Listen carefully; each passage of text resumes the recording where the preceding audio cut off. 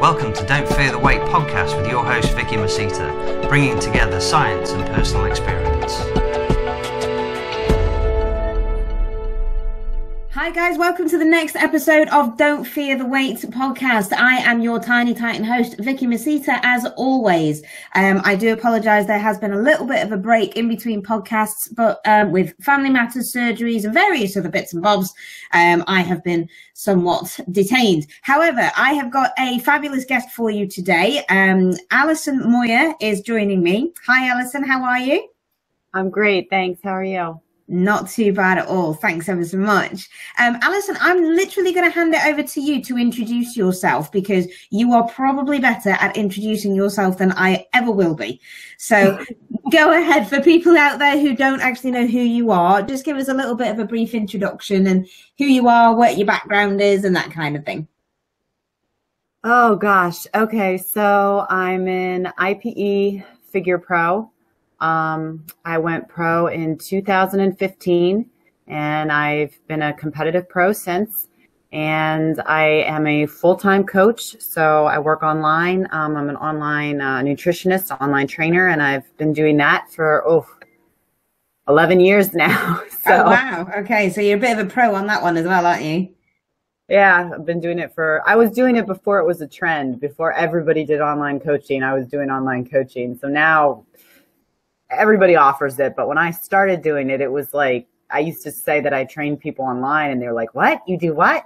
That's not a real job. And I was like, no, yes, it is. But yeah, so. That's amazing. Okay. So we were going to talk about a few things today, weren't we? But the first thing I'd like to talk about realistically is your idea of reverse dieting that you're doing at the moment, and how it differed to your last competition prep or, coming out of competition prep. So what are your viewpoints on reverse dieting at the moment? Reverse dieting is interesting. It got real popular and real trendy. And then I feel like a bunch of people started to say, there's no point to reverse dieting and you could just take your calories right up after a show. And at the end of the day, I feel like it's all dependent on the individual. Mm-hmm. Some people will say, if I'm not going to be competing for another year or two, I don't really care if I gain a lot of weight. Mm-hmm. And that's completely up to them. I personally am a huge fan of the reverse dieting process, both for myself and for my clients, because I think it sets you up metabolically to be healthier leading into your off season, meaning the likelihood of you being able to put more muscle on versus just more weight, which could be comprised of fat or muscle. Sure.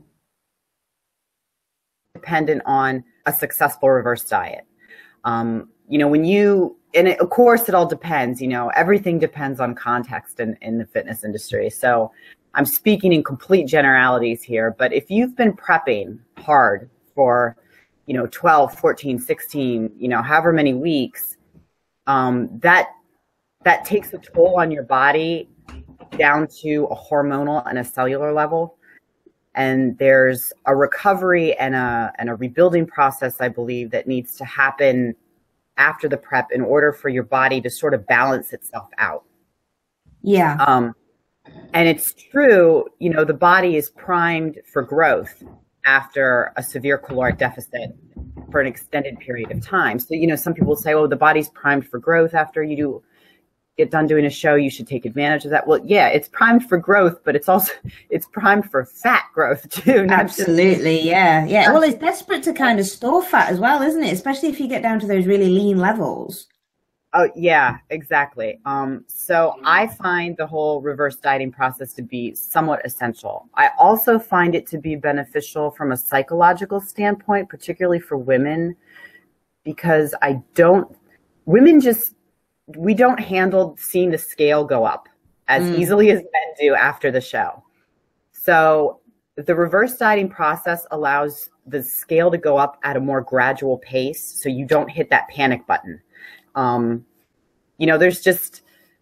Most women just don't do well when their body weight is up several pounds within like a week. You know, they Yeah. start to panic. They want to cut their calories. They want to go back to doing a ton of cardio. Reverse dieting allows you to sort of gradually take your calories up. Weight can gradually come up, and it just sort of makes the whole process a lot easier for you to wrap your head around mentally, I think. Yeah.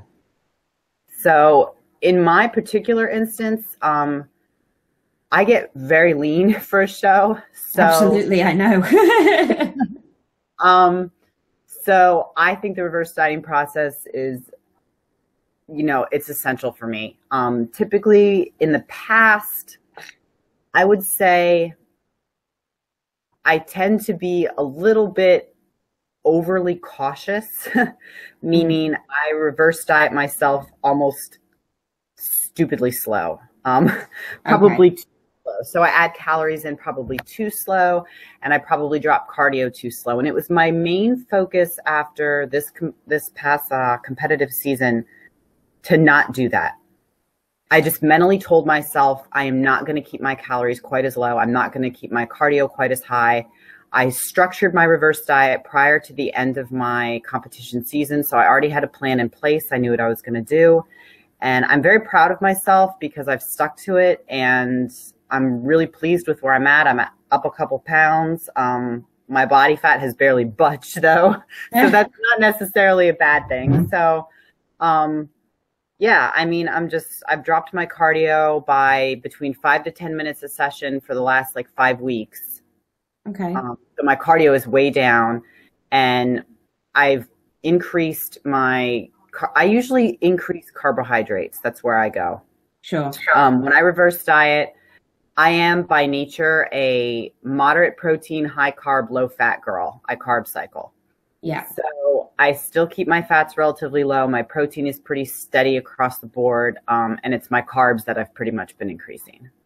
Okay, fab. So since you've done your last competition then, how many calories did you add as an immediate basis? Did you do what was known as like the 3DMJ recovery diet and actually bump up your calories quite a fair jump, or did you still do the slower one, so kind of like 100 calories a week until you kind of saw a little bit more of a bump?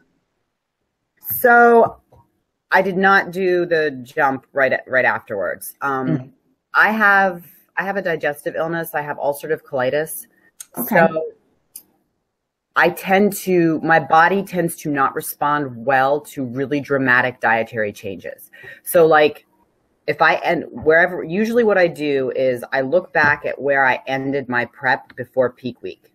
Like what were my calories at? What were my carbs, my proteins, my macros? What was everything the week before I did peak week?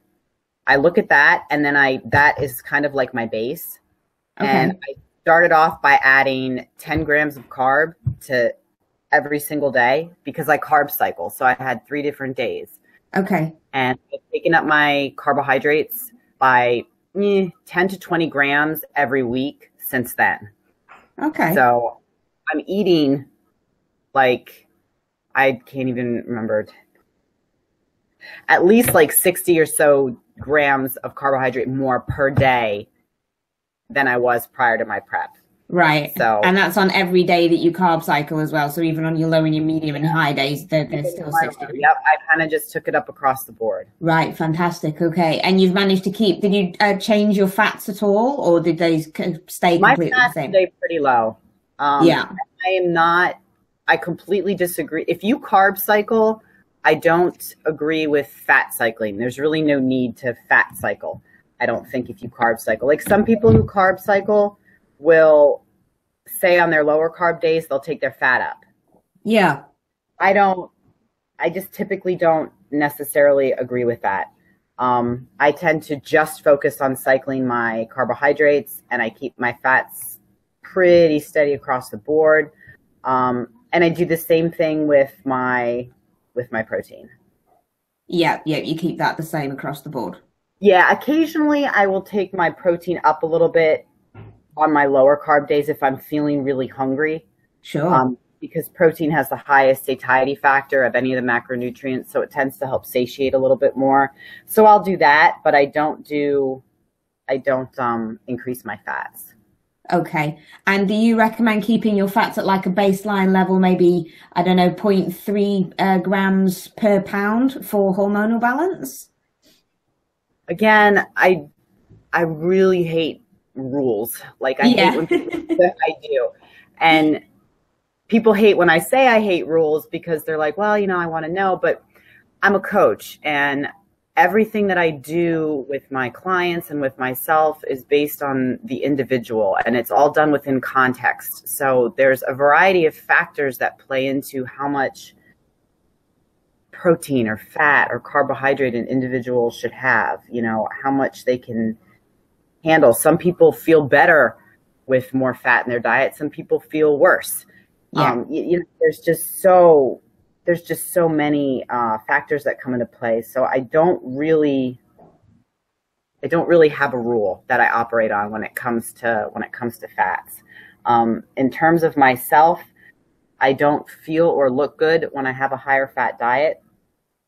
And again, like I said, when you carb cycle, I don't really think fats are secondary. Protein stays pretty stable, and I tend to focus more on cycling my carbs versus cycling fats. Yeah, absolutely. I'm actually exactly the same as you. I don't fare very well on a high fat diet, off season or prepping at all. So I agree. It is completely down to the individual, and obviously seeing what they've been like throughout their lifestyle and see what they prefer to do. I also personally think that it's down to a preference as well, whether they have like a higher carb or a higher fat diet in the off season. What do you think? Yeah, I do, definitely. And I think a lot of it depends on how it makes you feel. Some people have better insulin sensitivity, better glucose usage than other individuals. And people who have poor glucose usage or insulin sensitivity, a lot of times they will feel better on a higher fat diet. I have a girlfriend who, if she eats a real high carb day or a real high, all she wants to do is sleep. She feels incredibly sluggish. She doesn't actually feel good. Her performance doesn't go up. And, she really just doesn't feel good, like I said, like on any level. So she actually tends to feel a lot better, a lot stronger, pre-contest and off season if her fats are much higher and her carbs are like low. And I'm the opposite. When my carbs go low, dear God, it's like, I always say to Cliff, I'm like, you're killing me with these freaking low carb days, like right before a contest, because he drops my carbs low sometimes, and I'm just like, oh my God, he's trying to kill me. I completely concur with that one as well. I really can't fare well. Anything below kind of 180, 200 grams of carbs for me, I just turn into a bit of a monster. I just really can't function very well. Yep. So how low did your carbs actually go on your low days then in prep? Everybody always wants the damn macro specifics. They do. I think like 75 or 80. Okay. Actually, it's a lot higher than I thought it was going to be, because a lot of people actually use like no carb days as well, don't they, when they do these cyclings? Not me. I have really great insulin sensitivity, and Sure. and that's what I said. It all depends on context. So 75, 80 grams of carbohydrate, I say that and people are like, oh my God, that's not low. Well, that's low for me. Yeah, absolutely. It's all relative to the individual. I also tend to be somebody who gets lean very easily. I'm genetically lean and I'm genetically slender. So I just find I don't have to drop my carbs to those grossly low levels, non levels to hit the level of body fat or conditioning that I need to have. Yeah, definitely. I'm the same. I was going in my last week of prep before the whole peak week thing. Even in peak week, to be honest, I was still on 180 grams of carbs going into it, and my fats were stable at about 40 grams. So I'm exactly the same. I need those carbs in order to function. So like you said, even though 70 or 80 grams people do consider still quite high, it's low for you. And what you might feel on 70 to 80 grams is what most people will feel on, 0 to 10 grams, I suppose. Right. Yep. Oh yeah. I had carb fog and brain fog, and I felt horrible. And, a couple of my friends were like, my God, you're still eating like 75 to 80 grams of carb, but it was like nothing for me. So yeah. So that's it. It's all relative. So that's, guys, you need to take that into context as well. So whatever my macros are, they're going to be different to what Allison's are. And you should never just kind of ask people what their macros are for off season, for peak, for prep, whatever, because yours are never going to be the same. So please remember to take that into context. Okay. So next thing I wanted to dive into, if it's all right with you, with yourself, actually, you said that you had ulcerative colitis. yeah. Now, what I'm really interested in is your experience bodybuilding with UC. I've got a few clients myself at the moment with UC and various other bowel conditions. And it's almost like sometimes they use it as an excuse, but to their detriment and to their disadvantage. So do you feel realistically, I mean, I know what the answer is going to be, but just by looking at you, but do you feel that UC can kind of contribute to a detriment to your bodybuilding? And what kind of struggles have you found personally with bodybuilding dealing with UC at the same time? So I was diagnosed a couple of years ago, and I had already been competing for a number of years. And when I was diagnosed, I was actually told by the nutritionist that was partnered with the gastroenterologist that I went to, that competing and dieting and, living my life the way that I was living it was probably going to not be possible with my ulcerative colitis. Okay. And I remember thinking, well, what the hell does this person know? I guess ultimately, I think we are as limited or as not limited as we choose to be.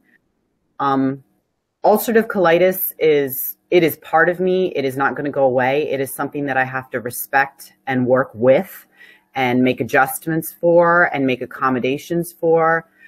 But it only limits me if I allow it to limit me. And I have just determined that it's not going to prevent me from getting on stage or from competing or from, reaching the goals that I've set for myself. And that being said, it does make things more challenging. Case in point, I did the Mid-Atlantic Pro Figure back in August. That was my first pro show of this season. And about 2 weeks out, my stomach just was, it was horrible. I was having just the worst flares. My food was going right through me. And then, usually when that happens, then the reverse kicks in. And then I was having trouble, issuing any kind of bowel movement. And I'm on the phone with Cliff and we're trying to figure out what's going on, because not so much from a weight standpoint, but all that inflammation causes physical, visual responses in the body. So I'm looking bloated one day, and then I'm looking soft the next day, and then I'm looking watery and distended. And, here I am trying to get on stage in a sport that's judging me based upon how I look, and I can't get my body to look the way that I want it to look because I can't get it to digest the way it's supposed to digest. Wow. So it is a challenge. It is a definite challenge. People want to downplay digestive illness, Crohn's, colitis, even IBS or anything like that, as just tummy troubles. And what people forget is that 70% of your immune system is in your gut. So when your immune system, or 70% of your immune system, it's in your stomach, is not functioning properly, that's a major problem. And if you think about it, bodybuilding is the sport of dieting in essence. And so if your body isn't absorbing nutrients properly, isn't, digesting, isn't metabolizing the way it should, all of that has a massive impact on how you look. It has an impact on your ability to lose fat. It has an impact on your ability to gain muscle. So it has made it a lot more challenging. But again, like I said, I think it really hinges on the individual and, what are you willing to do? Are you willing to work with it and not allow yourself to be limited by it? Or are you just going to say, well, I have this illness and I'm not going to, I'm just going to, use it as an excuse and not be willing to, work around it or anything like that. I don't take over-the-counter pharmaceuticals for my colitis. I balance my illness naturally. Okay. So, but there's a lot of foods I don't eat, a lot of foods I can't eat. I'm very limited. Yeah. I'm very regimented.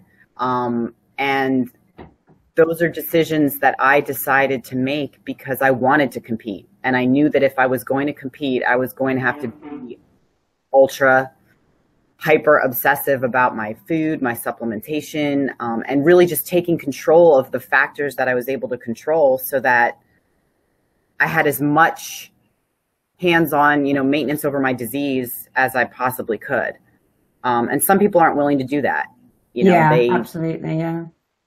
They want to eat what they want to eat, and they don't care if it hasn't, if it causes an effect on their body. And, at the end of the day, I didn't make those decisions. So.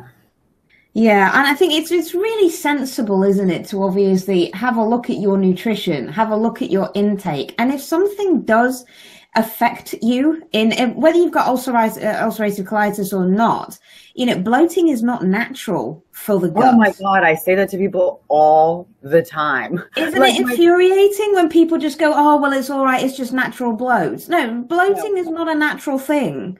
If you eat something and you start having horrible gas or bloating, or, let's say it's even worse. Let's say all of a sudden you have a leaky gut issue and you're running to the toilet. It's like, yeah, that's your body's way of saying, I don't like what you just did. Yeah. It's not working. It's an inflammatory response. It's not normal. It's not okay to walk around and be like that. And so I always tell people, I'm like, because you're exactly right. Whether you have colitis or IBS or anything, if your body is red flagging you and saying, I don't like this, get it out of your diet. Yeah, exactly. Don't eat it. Having those kinds of inflammatory responses is not normal, nor is it healthy. Absolutely. And the more you keep on exposing your gut to these things that keep on giving you the red flags, like you were saying, the more detriment you're actually going to be putting into your gut, because it's not used to doing that. You can actually cause yourself an illness or even an allergen as well. I mean, I was diagnosed celiac 8 years ago now, which means that I can't digest gluten and any kind of gluten products. And the thing is that I've got so many friends who are, quote unquote, celiac as well, or they call themselves celiac, or they have issues with digesting gluten, but they'll still go out, they'll still eat pizza, they'll still eat bread and things like that. And then they just kind of deal with the consequences afterwards. But it's like, that is so ridiculous of you to do, because you're causing issues to your immune response as well. And I think the one thing that has been good lately, and even discussing this with you right now, is that this never used to be a topic that was discussed in the fitness industry. People never talk about digestion or about digestive health and the role that it plays in weight loss or weight management or body composition, or and now I think more and more athletes, coaches, people are starting to realize that balancing the gut and taking care of your digestive health and prioritizing, good bacteria versus bad bacteria and a healthy gut microbe is incredibly important when it comes to whether or not you're achieving your goals. Could your lack of ability to lose weight maybe have to do with a digestive issue? Does it have to do with a gut bacterial issue? Are you unable to gain muscle because you're having a nutrient malabsorption issue? There's people are starting to actually talk about digestion. In years past, I feel like it was kind of this taboo thing. You just didn't talk about it. And now it was weird, wasn't it? Now people are talking about it and discussing it and really starting to understand what an integral role digestion and nutrient absorption plays in your health, your well-being, but also in how you look. And as a bodybuilder, as a competitive athlete, that's what you're judged on. So it's incredibly important. Absolutely. So that's another good take home, guys. Don't just take your digestive system for granted. Do have a look at it and monitor these things. If you do get some bloating, keep a food diary and just kind of see what you ate and when the symptoms occurred, how long they occurred for. And, I mean, even if you go to bed with a little bit of a bloat, and then you wake up in the morning and your stomach is flat, that doesn't mean that you still haven't had an adverse reaction to it. It's just taking you a lot longer to digest something, Right. which you've obviously been doing overnight. So do take that into context. Okay, so moving on from that then, Allison, what we discussed a little bit previously over our messages to set this podcast up as well was things like body shaming. Now, you've been really, really lucky, haven't you, where people haven't actually made any kind of negative comments about the way that you look, being a very muscular lady. Have you had experiences with clients in the past or just out on social media where you've seen body shaming from a bodybuilding perspective in females? I mean, I see it all the time. I mean, and I think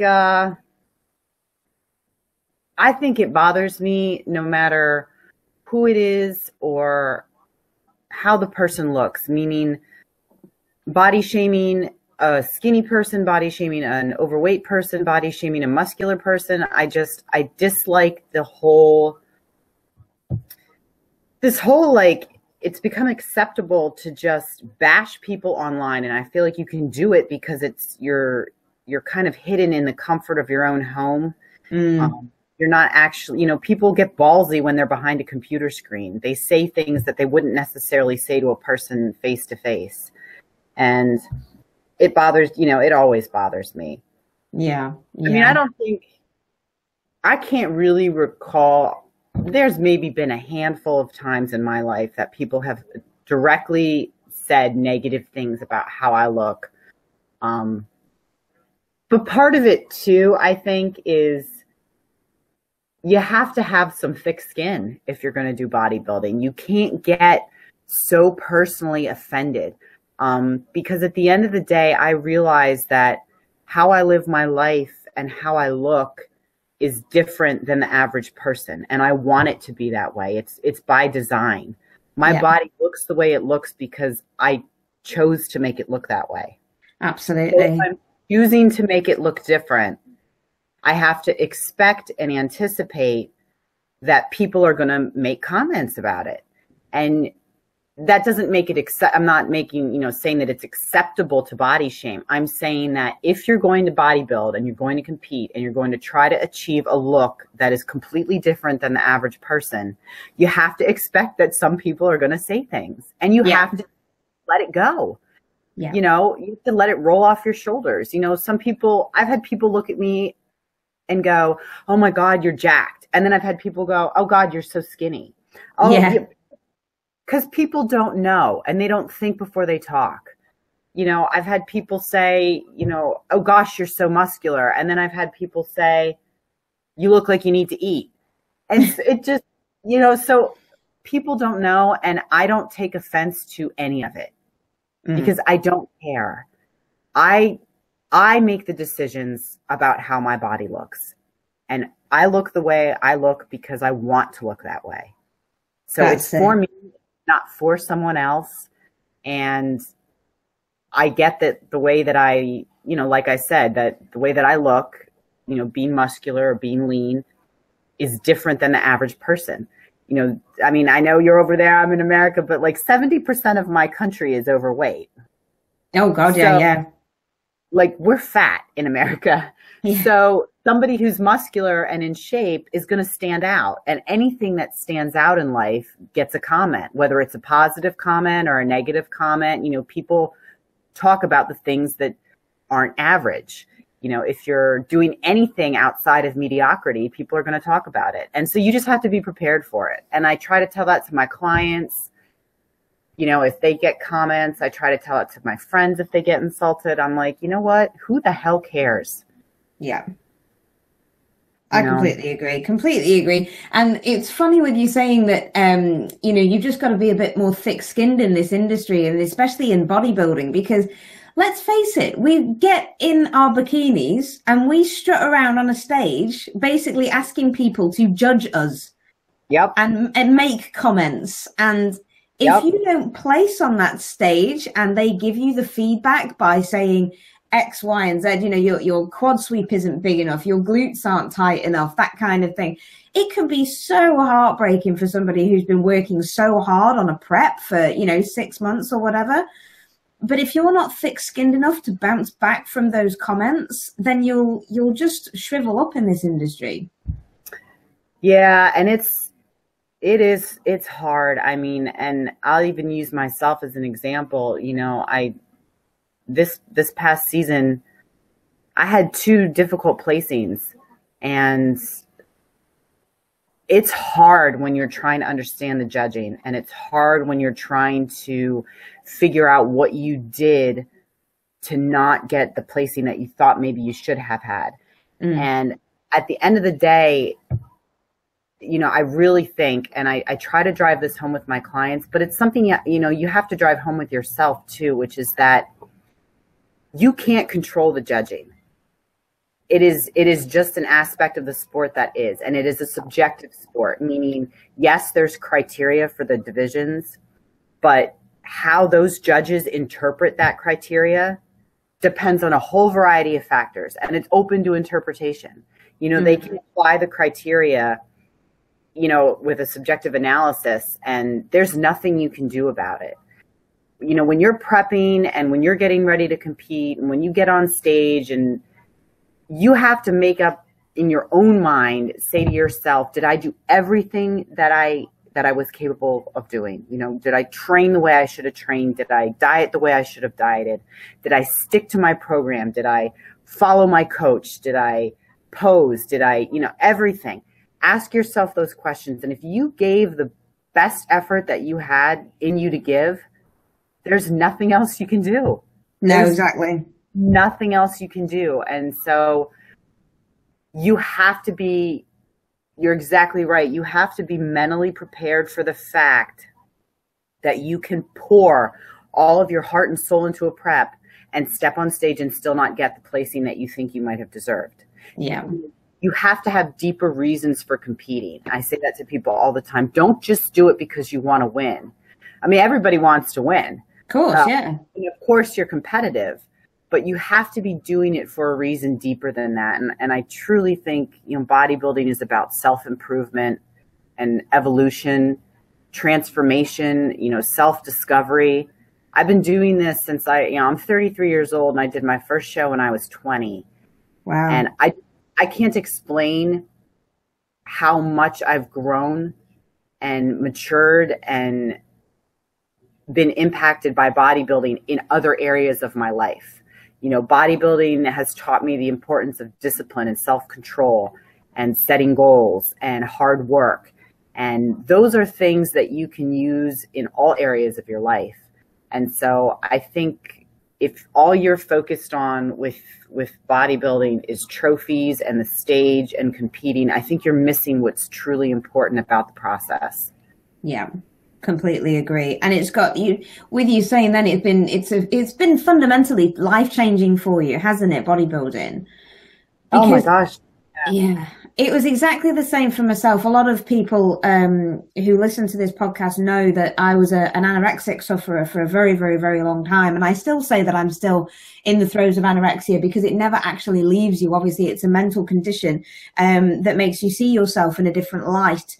But bodybuilding actually changed my life and saved myself from the in-depth throes of anorexia because it actually allowed me to realize that I could still control the way that my body looks, as well as eating really good fundamental nutrition as well that nourishes your body from the inside out.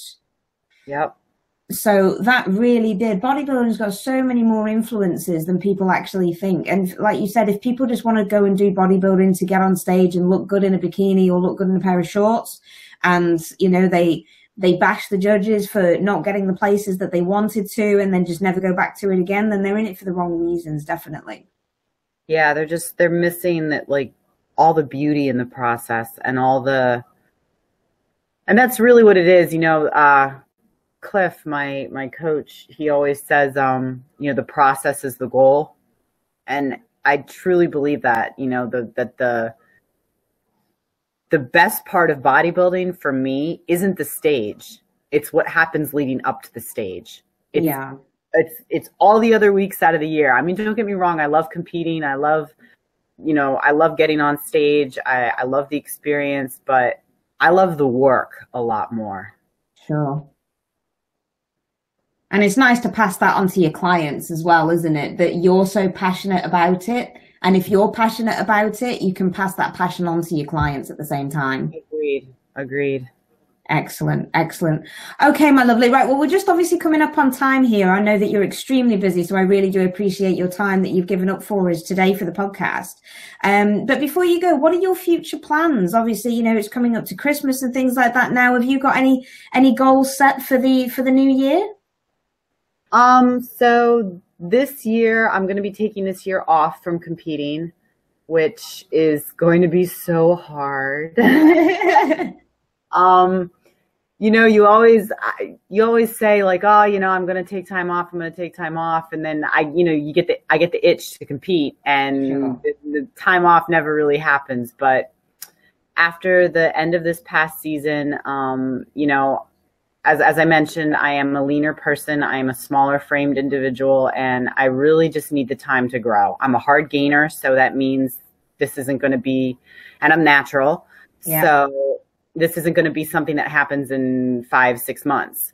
I need a good solid year of growth before I look at going through a prep again. And I do work with Cliff when I prep, and let me tell you, he diets the living shit out of me. So, you know, he's going to push, like he'll push you hard. He'll push calories low. He pushes body fat low. So I know that I really need to give myself a productive off season. So my main focus this year is really just growing and training hard and training heavy. Likely we'll probably do a weightlifting competition. My friend keeps trying to tell me to do powerlifting, so might think about doing that. Aside from that, I just completely rebranded and relaunched my website. So I'm looking forward to, like, hopefully, you know, expanding myself as a coach this year, but, you know, no competitive plans. So. Excellent. It's always nice though, isn't it, to grow in your off season, just as a person as well as your physique. So I took a couple of years off previously for personal reasons as well, and in order to grow, and I certainly did that. And the change from 2015 to 2017 on my competition photos was unbelievable, and my mindset as well was completely different. So I really do think it's worth, especially as naturals as well, to take that time and to realize it, isn't it? Because it's so much harder being, first of all, it's harder being a female, but harder being a natural female. It's two completely different ends of the spectrum. You definitely need more time away from the stage as a natural athlete versus an enhanced athlete. So, and that's it's a big mistake I've made in my own career. I can openly admit that I probably have not taken the time away from the stage that has been essential. And it's a mistake that I notice in a lot of other natural athletes, which is that they just want to keep coming back and competing. And when you're natural, you run the risk of catabolism and muscle loss far more, you know, at a far higher level than you do if you're enhanced. So, you know, that's the problem when you spend so much of a year in a deficit. You wind up losing muscle, you know, over the years. And so I'm looking forward to the year off. I know it's going to be hard, but I'm also looking forward to the psychological break, which, you know, as well, you know, you need to give your mind a break too, because prep is so mentally draining.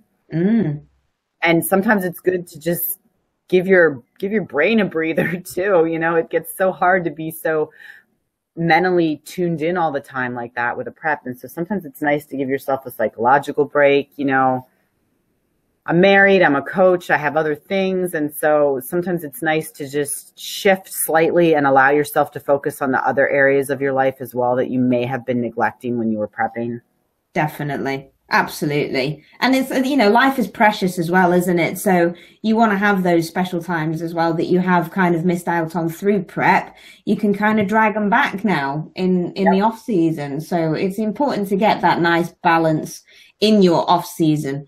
You know, I'm not going to bullshit any kind of way at all. When you're in prep, it's very, very difficult to get balance and lifestyle and things because you are so committed to it. But in the off season, that's your time to have that balance and still work hard and still push, but still have that time with your loved ones as well. So yeah, and I think that's important too. You know, when people say, you know, I want to compete, but I don't want to lose balance. You're going to have to lose balance to compete, and definitely. You have to understand that just because you're temporarily losing it doesn't mean you won't have the opportunity to reestablish it at another point. It's just, there is really no way to truly prepare yourself for a bodybuilding competition and not be all hands in. You know, you have to let the scales tip a little bit to achieve anything in life, anything of greatness. You know, no matter what avenue of life you're in, you have to lose balance. You know, people who are exceptionally successful, you know, businessmen or entrepreneurs, you know, do you think they always had successful family lives or what? You know, they had to lose balance in other areas of their life in order to be successful in that one particular endeavor. So if you're really trying to be successful in bodybuilding, you're going to have to lose balance for a little bit, but that doesn't mean that you can't get it back later. And you're exactly right. So it's just, you know, when you're prepping, focus on prep, and then reestablish that balance in your off season. Absolutely. And I think that that's a really great note to leave it on, actually, for people to come through. So guys, if you have got any questions for Allison or for myself, then obviously do as you normally do and put the questions down in the comments box underneath the YouTube video, and we will get back to them as soon as possible. And if not, Allison, thank you so much for giving up your time today. I know that you're extremely busy, and I know that we've had to reschedule a few times. So it's been really, really lovely to get in touch with you again now here. Thank you so much for having me.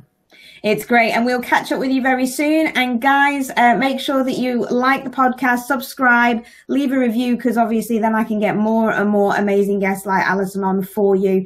And that's it from us, and I shall speak to you all again very, very soon. Take care.